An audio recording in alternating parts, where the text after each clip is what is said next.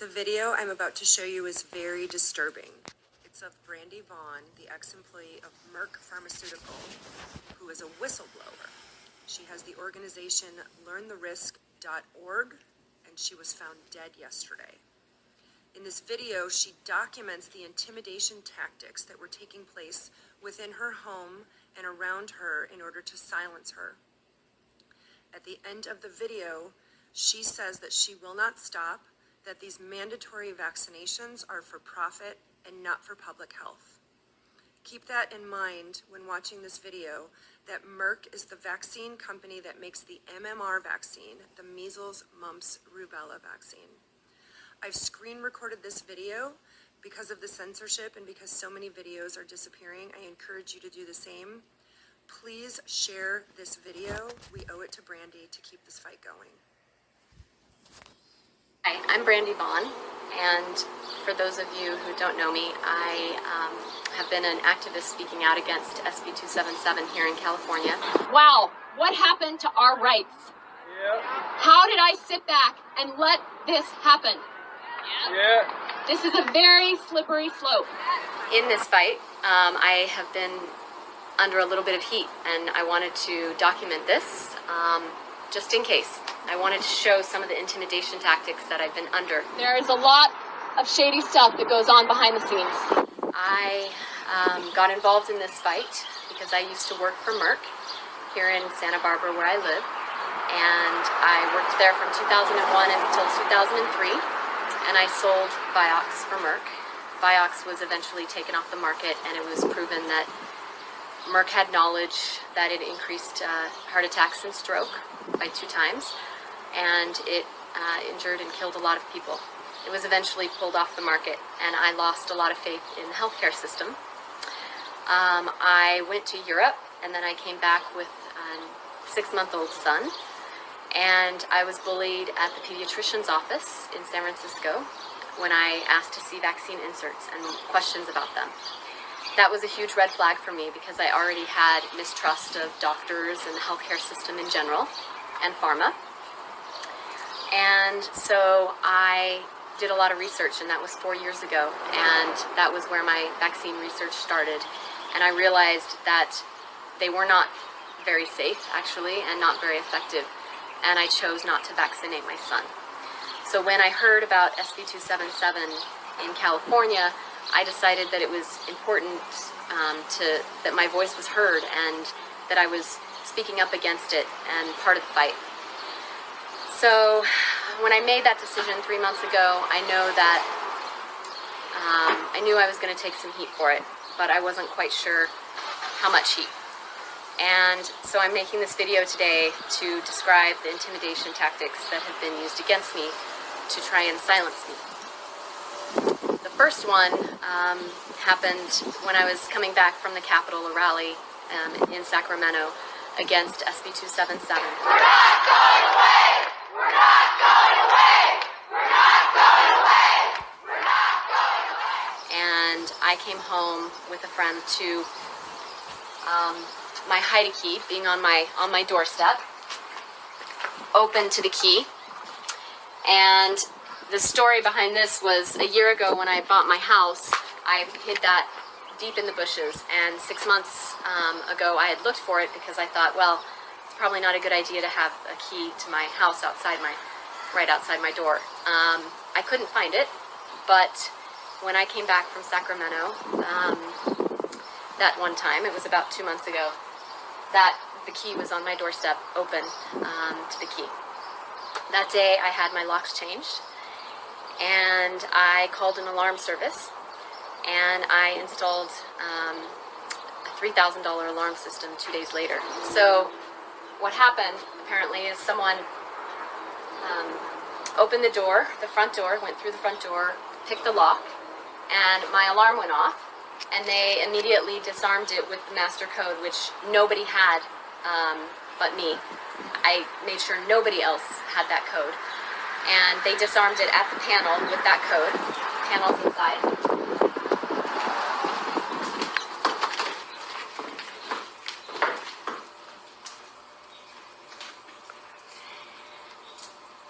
According to the alarm company, at 3:45 in the morning, somebody entered in through the front door, the alarm went off. They disabled the alarm by putting in the master code right away into the panel. And then at 3:46 in the morning, my hallway monitor sensor went off. So someone went down the hall. And then at 3:48, someone opened my dining room window and then closed it right away. And then if you notice, the dining room window actually faces out towards the backyard, which is much more private than the front door, which they used to enter that time. And then they went over to the keypad, entered the code again, and then left through the front door at 3:49. After the incident, I talked to some security experts who have actually done intimidation for corporations, and they explained a few things. They said, well, A, they were probably tapping your place, so everything I say and do in here is listened to, if not watched. And then opening of the back window, because it's a much more private way to get in for future reference, for future visits. When I did return home, and the police came in and made sure nobody was here, and then I came in after the alarm was set off, after the break-in. And what I did notice was they had left this window unlocked, like this. And before I left for Sacramento, all of the windows and doors were locked, double locked actually. I went through twice to make sure that they were locked. So after that happened, I didn't really feel comfortable sleeping in my house again, because of course they could come in and disarm my alarm whenever they wanted. There wasn't really another way to secure the system. I changed the code, but again, who knows how they got the code in the first place. The security expert is pretty convinced that the house is tapped. My phone is being listened to, my conversation, my text messages, and then my computer, both my computers as well. The next thing that happened actually was with my computer. So one of the things that the police wanted to know was if anything was taken in the break-in. Of course, nothing was, because they weren't here to take anything. I did have a computer here in a hiding spot, and when the police were here, I did actually come and look to make sure the computer was still here, and it's here above the microwave is its hiding spot. It's not a place anyone would know to look for the computer, and it's not, especially in being here only 4 minutes. 2 days later, after that happened, after the break-in happened, I walked into my place to move some stuff out, and the computer was taken from its hiding place and put in the middle of the floor. And so I came back home to pick up some stuff. I wasn't staying here any longer. And that message was there, which was obviously very scary, because clearly somebody had been listening in, if not watching, as to where the computer was. So after that, I decided that it would be best to get out of town, and I left town for a couple of weeks and really went off the grid for a good part of that. So after the computer incident and leaving town for 2 weeks, the day that I came back, I had a friend come with me, and him and I arrived at my place and found a ladder open right in front of my door, looking into the windows, the bedroom window. Now, this is my ladder, but this ladder lives in the garage. So it was clear that somebody had accessed the garage, brought out the ladder through the side of my house, opened it, looking right up into the window, and this happens to be the only window that I had blinds open. So that was quite a message. The security experts said, wow, what a better message than to say we're watching you.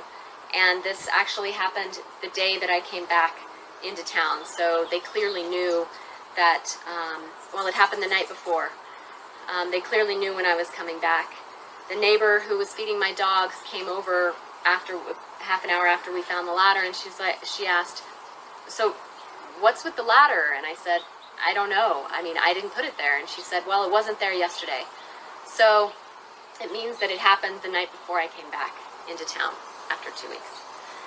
So clearly they are watching. The next incident was just 2 days later, and that's in the garage. This Buddha was on the floor. Normally the Buddha is pretty heavy. It was on here on top of the dog cage, holding the towel to cover it up at night for the dogs. So it was taken off of here, and there's really no way it could have fallen because, I mean, it's actually really heavy, and if it had fallen, it would have fallen, you know, some different way. But I walked in, and I found it right there on the ground. The pictures were also knocked over. So then 2 days later, I noticed it first through the kitchen window, and it's not something I have ever seen before, but there is a duck.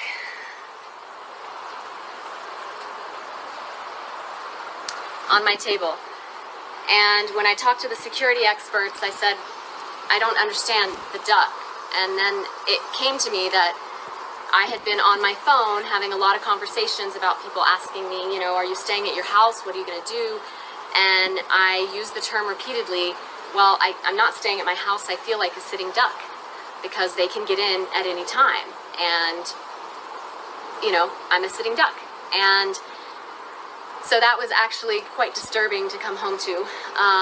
Now I have a duck. I have never seen it before. It's not mine.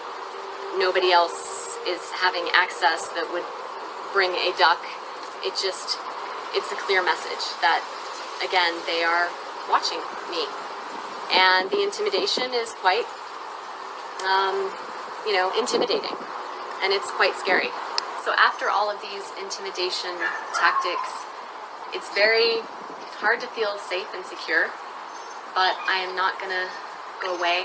I mean, I'm not going to be silenced because these are important issues and we need to expose what's really going on behind the mandatory vaccination bills. It has nothing to do with public health. It has everything to do with profit. And I hope that we can all continue this fight. We may have lost the battle, but we still have a war to win. And hopefully by documenting this intimidation, they won't be able to get away with it in the future with me and with anyone else who speaks out. There is some evil going on here.